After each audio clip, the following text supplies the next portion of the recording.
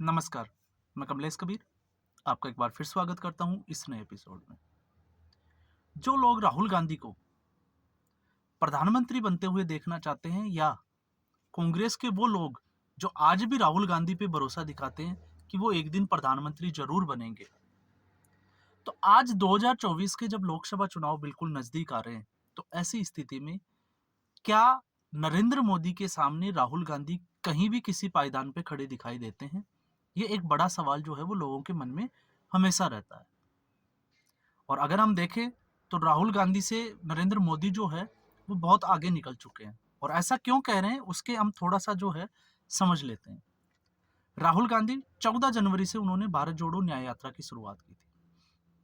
और भारत जोड़ो न्याय यात्रा कितने उतार चढ़ाव के बाद में जो है वो आगे पहुंची, आपको पता ही होगा। जैसे जैसे भारत जोड़ो न्याय यात्रा आगे बढ़ी, वैसे वैसे विपक्ष का गठबंधन जो था वो स्टेट बाय स्टेट जो है वो टूटता चला गया। आखिर में जाके चाहे हम दिल्ली कहें चाहे उत्तर प्रदेश कहें, जहां उत्तर प्रदेश कांग्रेस के लिए कुछ भी नहीं है, वहां पे जाके कुछ शर्तों के साथ अखिलेश यादव के साथ में उनका गठबंधन हो जाता है। और उसमें भी जो है वो कांग्रेस के लोग जो है वो ढोल पीटते हैं कि अब बहुत बड़ा काम जो है वो होने वाला है। लेकिन इसी बीच राज्यसभा के चुनाव आ जाते हैं। और राज्यसभा में जैसे ही चुनाव का बिगुल बजता है, आप देखिए कांग्रेस पार्टी या उस परिवार की क्रेडिबिलिटी देखिए कि राहुल गांधी पहले ही जो है वो अमेठी छोड़ चुके हैं। और अब जो है सोनिया गांधी ने भी रायबरेली छोड़ दिया। उन्होंने राजस्थान से, जयपुर से जो है वो चुनाव में नामांकन किया और राज्यसभा सीट उनको मिल गई। लेकिन इस बीच जो है एक बड़ी स्थिति जो है वो पैदा हो गई। जो दोनों गठबंधन के जो हिस्से बचे थे, चाहे वो समाजवादी पार्टी हो चाहे राहुल गांधी की कांग्रेस पार्टी हो, कांग्रेस पार्टी के 6 एमएलए जिन्होंने क्रॉस वोटिंग की हिमाचल में, और उनका अभिषेक मनु सिंघवी जो उनका नेता था राज्यसभा के लिए जिन्होंने नॉमिनेट किया था, वो चुनाव हार जाते हैं। और आप देखिए कि ऐसी स्थिति में जब कांग्रेस पार्टी जो है वो हिमाचल में फंसी हुई दिखाई दे रही है, और कयास ये लगाए जा रहे हैं कि कभी भी जो है वो कांग्रेस पार्टी की सरकार गिर सकती है, तो ऐसी स्थिति में राहुल गांधी कहाँ है? ये बड़ा सवाल है। और ये आज की बात नहीं है। आप इससे पहले भी आप हिस्ट्री उठा के देखिए, जब-जब कांग्रेस पार्टी के ऊपर, चाहे वो मध्य प्रदेश में हो, चाहे और किसी स्टेट में हो, जब-जब कांग्रेस पार्टी टूटी है, उसमें असंतोष की स्थिति पैदा हुई है, उसके नेता बगावत पे उतरे हैं, तब-तब राहुल गांधी कहाँ थे? तो आपके ये इस सवाल का जो है वो जवाब ढूँढने में ज़्यादा समय नहीं लगेगा। अगर आज भी आप इसका सवाल का जवाब ढूँढोगे कि कांग्रेस पार्टी जब फँसी हुई है, तो राहुल गांधी कहाँ हैं? तो राहुल गांधी भारत जोड़ो न्याय यात्रा से जो है, वो इतने थक चुके थे कि वो इस वक़्त जो है वो लंदन घूमने गए हुए हैं। लंदन में कुछ समय के लिए फ्रेश होने के लिए गए हुए हैं, अपने आप को चुनावों के लिए तैयार करने के लिए। तो आप एक चीज़ देखिए, जो मेहनत नीतीश कुमार ने विपक्षी गठबंधन को खड़ा करने के लिए की थी, दर-दर वो हर राज्य में, विपक्ष का जो राज्य था उसमें भटकते रहे, उनके लीडर से, मुख्यमंत्री से मुलाकात की, उनको एक जगह बिठाया। और एक पटना की मीटिंग आपको याद होगी जहाँ पे उन्होंने जो है वो सीधे तौर पे सभी नेताओं को एक साथ बिठाने में कामयाब हुए। और उसके बाद में राहुल गांधी और कांग्रेस पार्टी ने इस गठबंधन को आगे बढ़ाने के लिए क्या किया, आप सभी के सामने है। इन्होंने लगातार जो है वो सीट शेयरिंग के फॉर्मूले को डिले किया, और उसी का खामियाजा देखिए आप।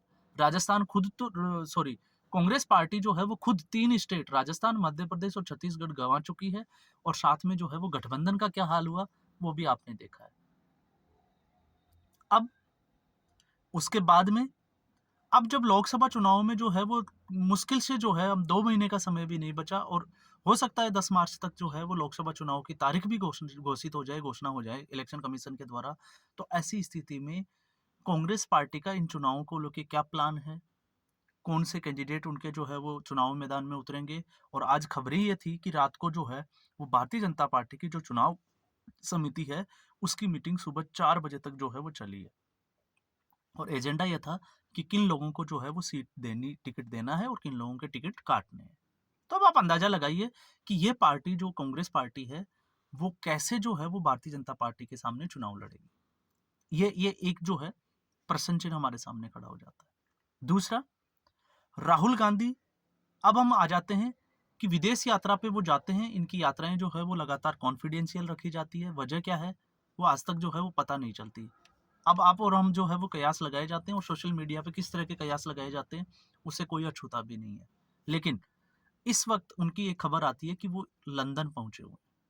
और लंदन में पहले उनके साथ वाले जितने भी लोग थे उनके ट्विटर हैंडल से या उनके सोशल मीडिया प्लेटफॉर्म से ये खबरें थी कि उनका कैम्ब्रिज विश्वविद्यालय में एक लेक्चर है। लेकिन कांग्रेस का जो साइट है, या इसको हम कहें कि कांग्रेस का आईएनसी का जो पोर्टल है, उस पे कहीं भी ये मेंशन नहीं है अभी तक कि उनका कैम्ब्रिज में, और कैम्ब्रिज की लिस्ट भी आप उठा के देखोगे तो उसमें राहुल गांधी का लेक्चर होने वाला है, ऐसा कहीं भी जो है वो कोई शेड्यूल नहीं है।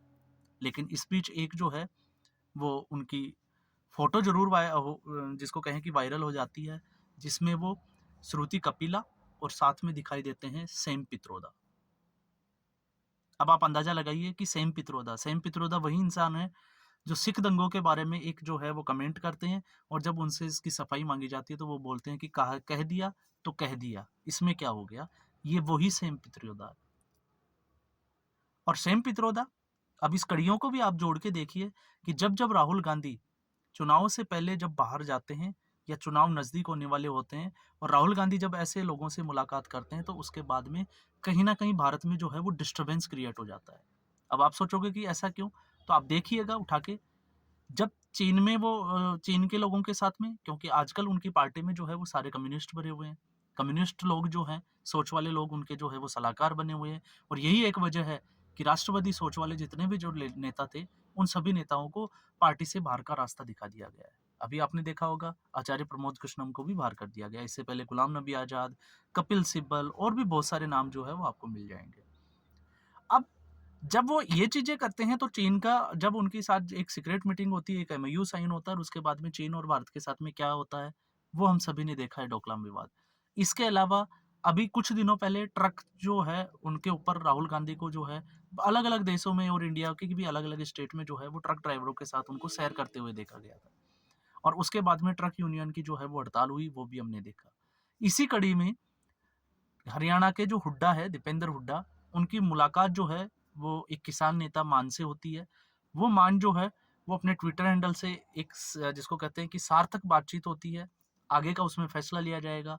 उसके बाद में वो यूएस से जाते हैं, सेम पित्रोदा से मिलते हैं, और सेम पित्रोदा के मिलने के बाद ही जो है एक नया आंदोलन खड़ा हो जाता है पंजाब में, किसान आंदोलन। उसकी सारी जो है वो फॉर्मेलिटीज पूरी कर दी जाती है। तो इससे आप अंदाजा लगा सकते हैं कि राहुल गांधी या कांग्रेस पार्टी जो है वो किस दिशा में जा रही है।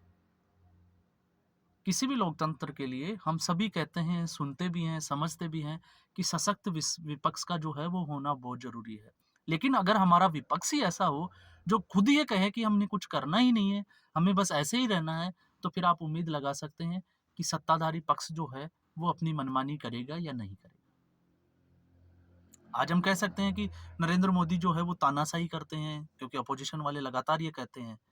लेकिन अपोजिशन है कहाँ, क्योंकि अपोजिशन के पास ना मुद्दे हैं, ना अपोजिशन के पास कोई नेता है। कांग्रेस पार्टी है, लेकिन कांग्रेस पार्टी जो है वो राहुल गांधी के पीछे खड़ी है। राहुल गांधी जैसा करते हैं, जैसा सोचते हैं, वैसा ही कुछ होता है। आज अगर हम बात करें तो कांग्रेस पार्टी की इस लोकसभा चुनाव के लिए कितनी तैयारियां हैं, आप खुद एक बार सोच के देखिए कि वो वहां कहाँ पे खड़ी है।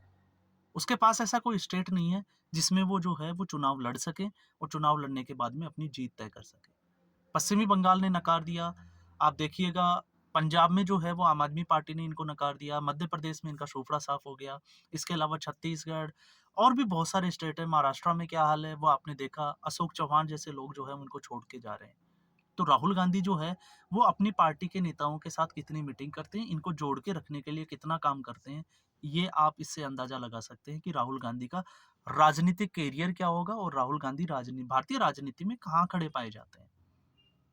अब उनके श्रुति कपिला के साथ तो जो है वो बड़े संबंधों की भी चर्चा होती है सोशल मीडिया में। हालांकि हम उसको जो है वो जिसको कहें कि स्टाम्प नहीं कर सकते, लेकिन वो तमाम तरह की खबरें आती है। लेकिन सैम पित्रोदा जैसे लोग या जॉर्ज सोरोस, उनके जो सहयोगी लोग हैं, जब इन लोगों के साथ इनकी मीटिंग होती है तो फिर सवाल जरूर खड़ा हो जाता है कि क्या भारतीय राजनीति में ऐसे विपक्ष का होना जरूरी है, या फिर ऐसे लोगों को भारतीय राजनीति में कौन सा स्थान दिया जाना चाहिए। और यही लोग अगर भारतीय राजनीति में अगर चुनाव लड़ते रहेंगे, तो फिर जो सत्ता पक्ष है जो बड़ी मजबूती के साथ दिन रात मेहनत कर रहा है, तो फिर इनसे फाइट कौन करेगा, और इनसे फाइट कहाँ तक वो कर पाएंगे। क्योंकि अंदाजा यह है कि कांग्रेस पार्टी अपनी सीटें लोकसभा में रिटेन कर ले तो ये कांग्रेस पार्टी के लिए बहुत बड़ा, जिसको हम कहेंगे कि सरप्राइज होगा, क्योंकि इससे ज़्यादा कुछ कांग्रेस पार्टी का इस चुनाव में जो है वो होने वाला है नहीं। तो आज के एपिसोड में बस इतना ही। उम्मीद करूंगा एपिसोड आपको पसंद आया होगा। लाइक करें, शेयर करें और चैनल जरूर सब्सक्राइब करें। धन्यवाद।